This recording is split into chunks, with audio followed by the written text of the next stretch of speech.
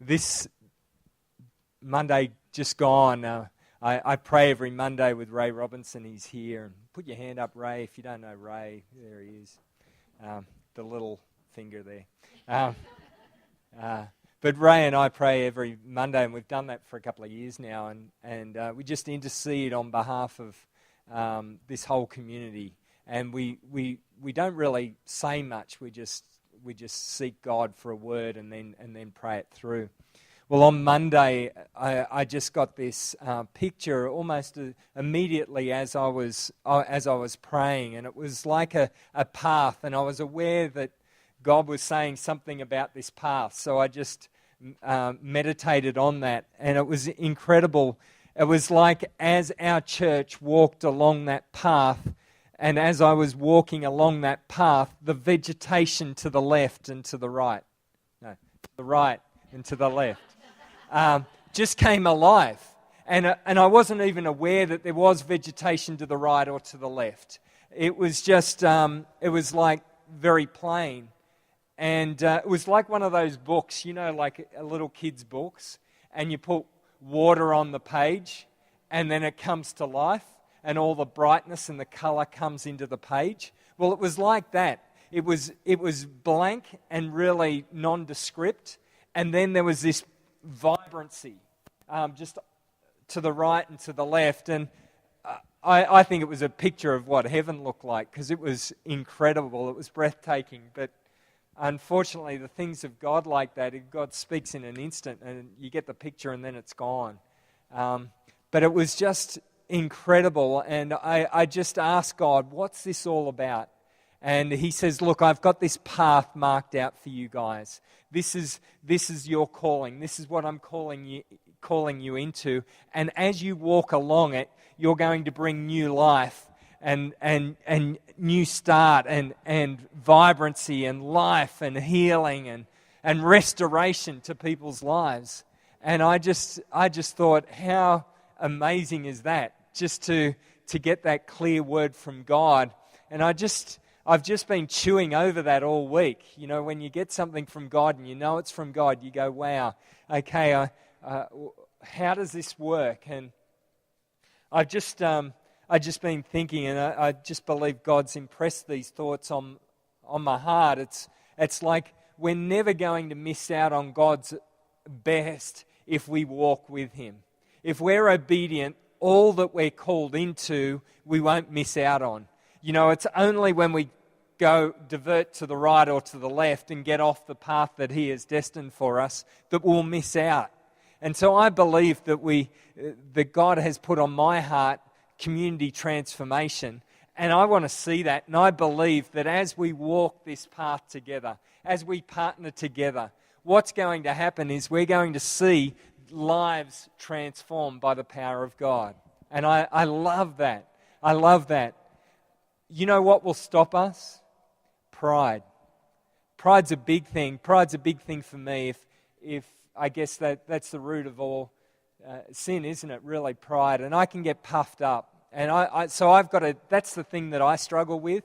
So I need to die to that stuff regularly in my life. And I'm not sure what it is in your life, but every day we struggle with something major in our life, and for me it's pride. So I need to die to that pride, because I know, and my kids remind me regularly, where there is pride will come fall. And it follows. It's like a universal law of the universe, I'm sure, that as soon as you entertain pride in your heart, there's a fall coming. And I used to say that to my kids, with pride comes fall. And they remind me of it regularly. But we could get puffed up. You see, I believe that Briga and I are called to be pastors of this community as well as pastors of the church. And we've got to look at things bigger than this church.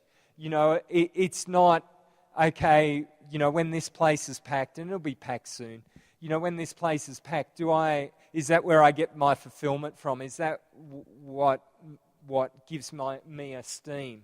And I've got to say, no, it's not that. It's not that. In fact, it's God's job to build the house of God, and all we are to do is just to make disciples and be obedient and reach out into our community. And so my greatest fear is when this place is packed, is that it becomes all about the people in this church and not about the community. And so we've got to keep a humble spirit.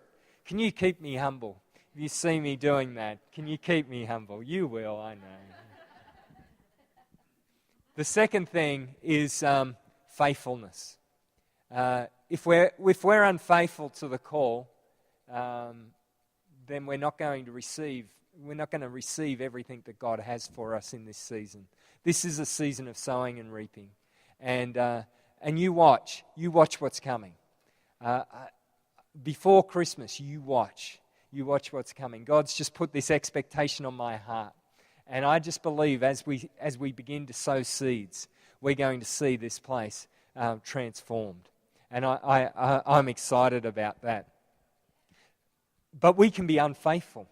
God has called us to reach our community, and we can become lazy. We can decide we're not going to do what God's called us to do. And we can be self-focused, self-absorbed. Our life can revolve around our social life. Or we can decide, no, we're going to live for God. And use every opportunity to see people come into salvation. So today I'm going to speak to you on partnering in love and servanthood. Partnering. It's when we all partner together. It's when we all come together, when we're faithful together, that we're going to see an incredible blessing. We're going to see what God has for us. I want us to be partners in love. You've heard the term partners in crime. Well, we're partners in love. All right, so Jesus said this to his disciples. He said, "A new command I give you. Love one another." But hadn't he already said that? Didn't Jesus say that regularly? Didn't he say the two greatest commands? The first was to love the Lord our God with all our heart, with all our soul, with all our strength, with all our mind, and love our neighbour as ourselves. Hasn't he already said it? That we're to love one another? But he gave us a new command. He raised the level. He raised the bar. He says, love one another as I have loved you. As Jesus loved his disciples, I want you to love others as I have loved you. That's upping the ante. It's good for those people with low self-esteem who don't love themselves very much.